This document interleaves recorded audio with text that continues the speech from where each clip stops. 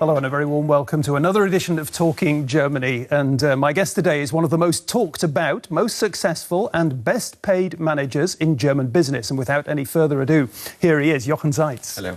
Hello, thank you very much for joining us today. If it was ever true that somebody is a busy man, this is one. Now, the legend of Jochen Zeitz began when, at the age of just 30, he took over as CEO for the then ailing sports goods manufacturer Puma, and in quick time turned the company into one of the big three in the sports and lifestyle sector. These days, he's no longer CEO, but he is the very influential executive chairman of the company. But with the passing years, my guest has not just been obsessed by profit motives. Oh no, he's also obsessed by values like sustainability, ecology and intercultural dialogue. So, how does it all fit together? I'm sure we'll find out a little bit more when we hear what Jochen Zeitz has to say about the following topics.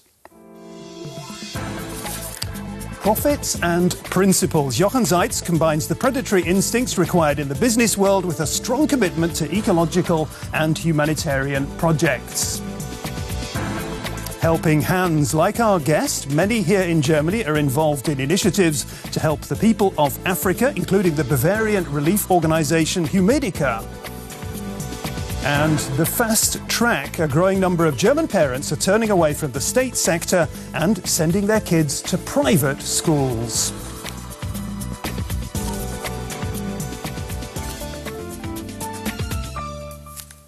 Jochen Zeitz, we've already heard that you've had a pretty long and very successful career, but you're still, I think it's fair to say, a young guy. I'd like to ask you what stage of life you are at the moment.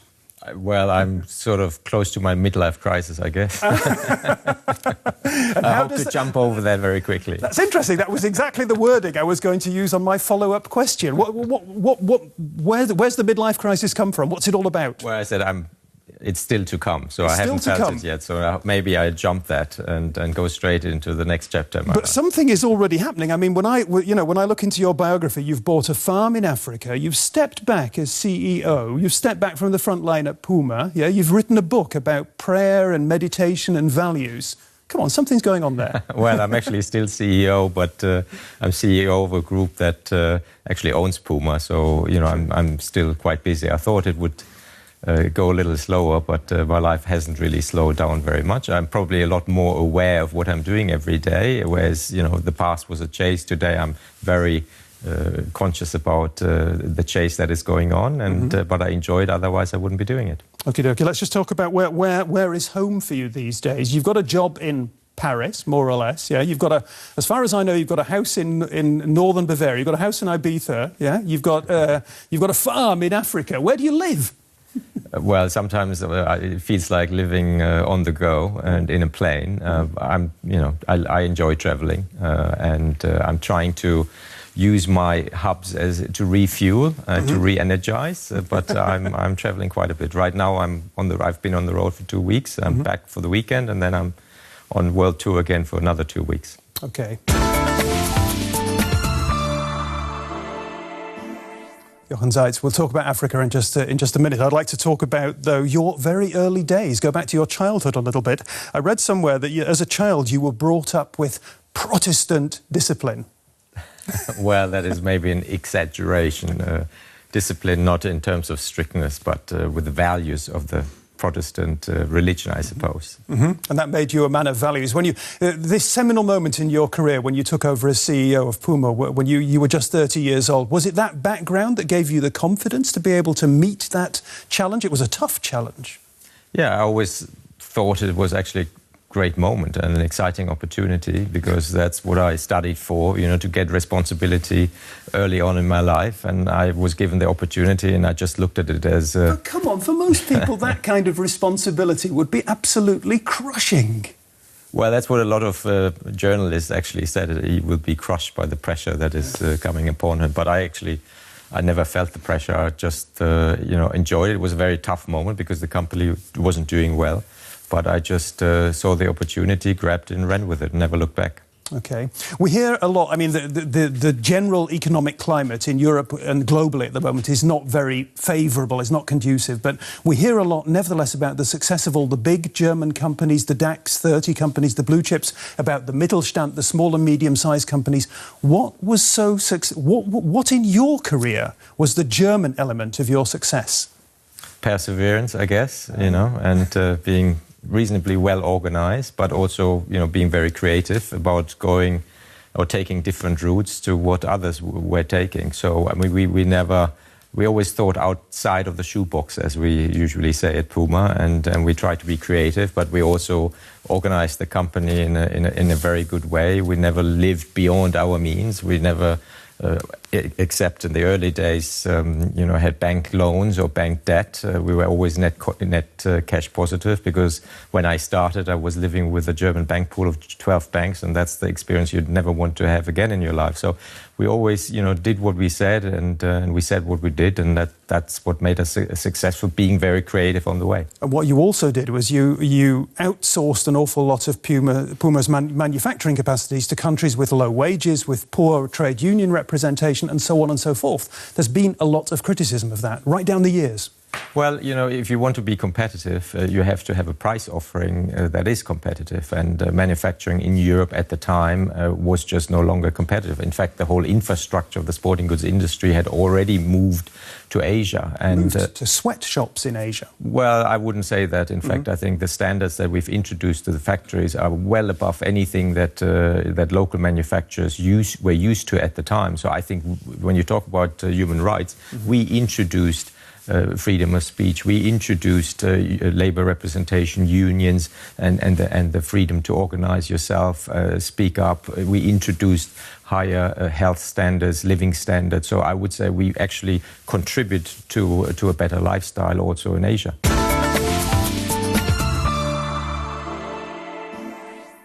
Jochen Zeitz, we were talking there in the main about the Dadaab refugee camp in the east of Kenya. It's a country that you've made your second home. When you hear about that story and you know what's going on there, you must find that very disturbing.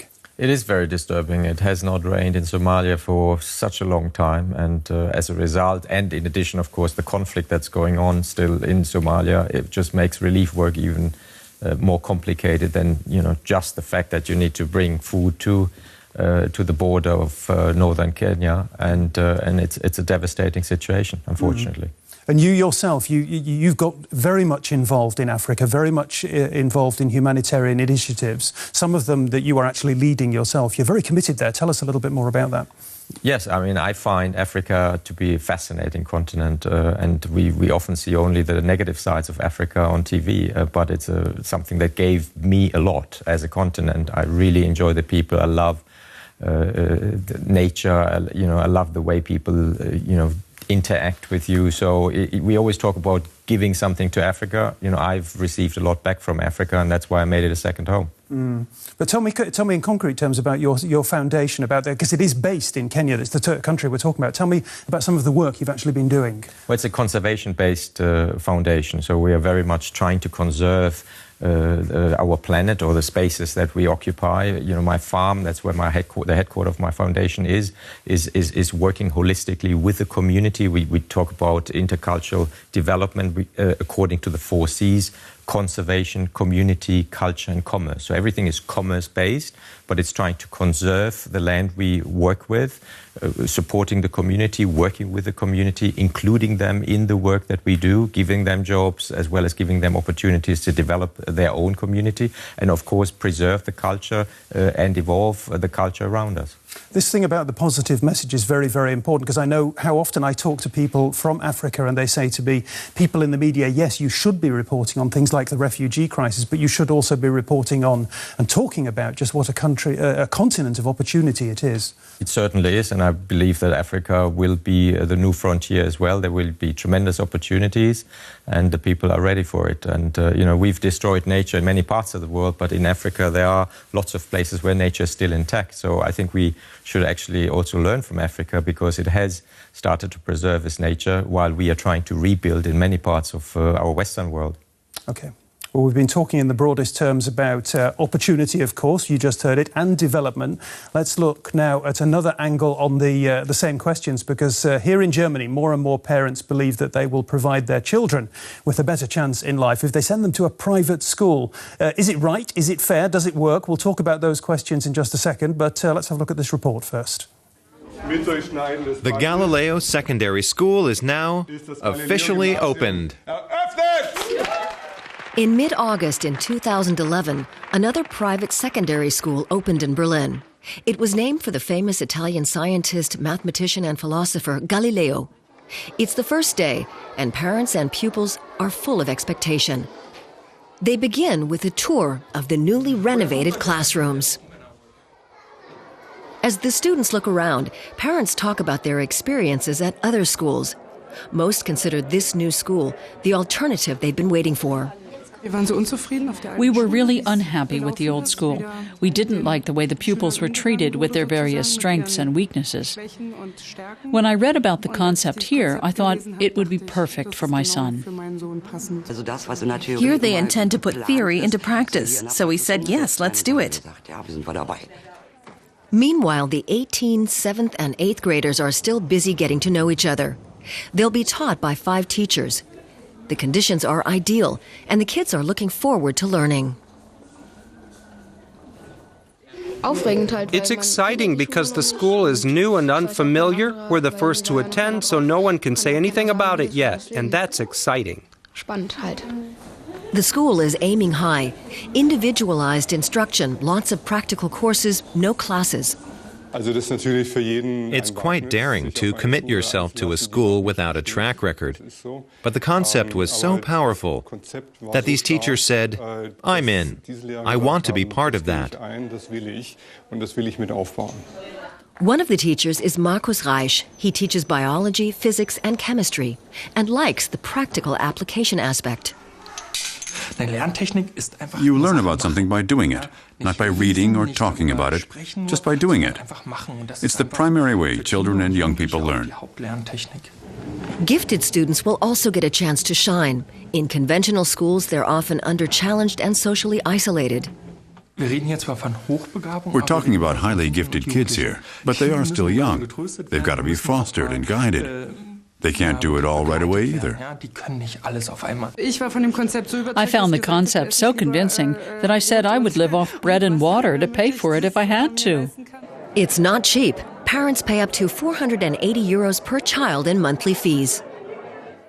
Jochen Zeitz, it's a very interesting debate. Private schools, yes or no? Are they right or wrong? Are they fair? Are they good? What's your point of view on all that? Well, I think healthy competition is a good thing. There are private schools that need to improve. There are public universities that still need to improve. You know, education is critical. It's your base for a successful career. So I believe a good combination, a healthy combination of both is a good thing. And do you, as somebody who has a very senior role in a very important, a very significant German company, do you have the sense that the young Germans who you might be recruiting for your company, that they're well enough educated, that they're the kind of people you'd be looking for? Because people these days are saying there just aren't enough properly educated youngsters coming through into industry. Well, if you want specialists, maybe that is the case. But when it comes to business, I think we have excellent educational programs in Germany.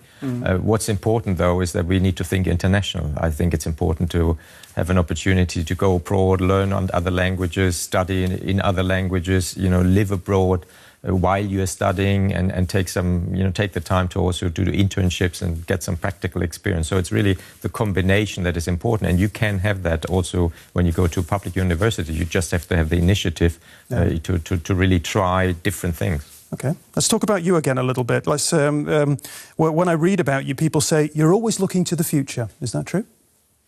Well, today I'm also looking at being here in the here and now. So I do look into the future, and that's I guess it comes with a business where you always are as good as your next collection. So you tend to look at products that are going to hit the market in the future, but I would say I'm very present as well. Okay, and you can always be contacted 24/7? Unfortunately, sometimes, yes. Both my phones are usually on. You're always multitasking? Not always. I'm trying to sometimes also You're trying to break with the habit. Yes, exactly. as long as you're aware of your habit, then you can start and break it once in a while. Okay. You're uncompromising. Well, you do have to compromise once in a while, but I like to walk in a straight line. Okay. And like very many successful people, you are a restless spirit. Restless but conscious in my restlessness. I guess I'm a very curious person, and so you're always looking for the next frontier, but I'm doing that in a very conscious way today. Okay, not too long ago you took a time out, you went to stay in a monastery. Give me in one sentence, why? Because I wrote a book with Pater Anselm Grün, Prayer, Prophet and Principles. Okay. And did the book come before the monastery or the monastery before the book? The idea of the book came before the monastery, and then I went to the monastery in order to see the other side of life, and in that case, living like a monk. Okay. Well, Jochen Zeitz isn't, of course, the only person here in Germany who has decided to take a monastic retreat from the hustle and bustle of everyday life. We got this report. The door is open, more so the heart. For centuries, this aphorism has been taken seriously at monasteries in Germany. The Benedictine Abbey of Marienmünster is one of 20 monasteries in eastern Westphalia open to guests. The days of small cells with damp, bare walls are long gone. Today they offer comfort comparable to that found in secular hotels. Guests value the spirituality of the setting and see no contradiction in the luxurious accommodations. You don't have to deny yourself comfort for the sake of contemplation and self-reflection. Coming here was a very conscious decision. When the Benedictine order was founded in the 6th century, life was modest, meals were simple, and the monks followed a strict routine. 3-course menus would have been out of the question. We bring together the things we need to cater well to our guests. We have to think differently than we did when monasteries were full and people kept on coming. But one thing will never change here. This is a place of contemplation. People come here for spiritual readings, meditation, and church services. A weekend stay costs 240 euros, and the number of overnight guests has been increasing. The first call to prayer is at 5 a.m. Everyone is welcome, but attendance is not compulsory. 3-course meals, yeah. Bottles of wine, yeah. Walks in the country. Was that what it was like for you when you went to the Not monastery? quite, actually. Alcohol was served once a week, and there was beer, and I actually don't like beer. And it was the best beer I ever had in my life. And when was the first call to prayer? 5 o'clock. So getting up at 4:30 to be ready to be in church at 5 o'clock. Okay. And what did you learn from this experience? To slow down, I think. The restless Jochen Zeitz, slowing down a bit. Yeah? Living in the here and now, once you pace through life, it's sometimes good to slow down, which actually is quite a stressful thing. If you change your lifestyle, and all of a sudden need to take back and shift gears to lower gears is something that takes time, and you have to adjust to it. It was a great experience, I have to say. Yeah. I can only recommend it. Mm-hmm. And how long were you there for? It was almost a week. Okay. And one of your great themes at the moment is sustainability. How sustainable was this effect in your life? I think very sustainable. If you look at the lifestyle of the monk or the Benedictine monks in general, they are very sustainable. If they can finance their monastery, they close it down. They're living from the soil. They have their own butchery, their own bakery. They grow their own food. They are renewable in terms of energy. And so they're living a much more sustainable lifestyle than many of us. Okay, and the book you wrote as a result of all this, Prayer, Prophet and Principles, is a great title. You wrote it together with the Benedictine monk Anselm Grün. Just tell us very quickly a little bit about him. Well, he's a fascinating man. He's written over 100 books. So, it was my first book versus somebody who's written 100 books, but it was a great experience. We sort of met in the middle through consciousness while he was talking about the godly things. I was talking about the monetary things, but there were a lot of commonalities. I'm sure that was a very interesting conversation. Okay. We're going to move on to our Talking Germany quiz, our traditional quiz at the end of the show. First question I'd like to ask you, I've been looking at your feet all the time that we've been talking. Yeah? How many pairs of Puma sneakers do you own, Mr. Zeitz? Not that many. I would say about 30. Not that many, about 30. What would you rather have, more money or more time? More time. More time. Yeah. And if you had more time, if you weren't working any longer, where would you rather live, in Germany or in Africa? In Africa. In Africa. If you were counselling young parents who had children, say, beginning of school age, yeah, would you suggest to them that they go to private or state schools? Depends on the school. Chicken, yeah. Is there too much marketing in sport or too little? Just the right amount. Let's make it more sustainable marketing, then, I'm all for it. He's very smooth, isn't he? He's an interesting character, though. One of the most compelling figures in German and European business, Jochen Zeitz. If you've enjoyed his company as much as I have, then do come back next week. Until then, cheers.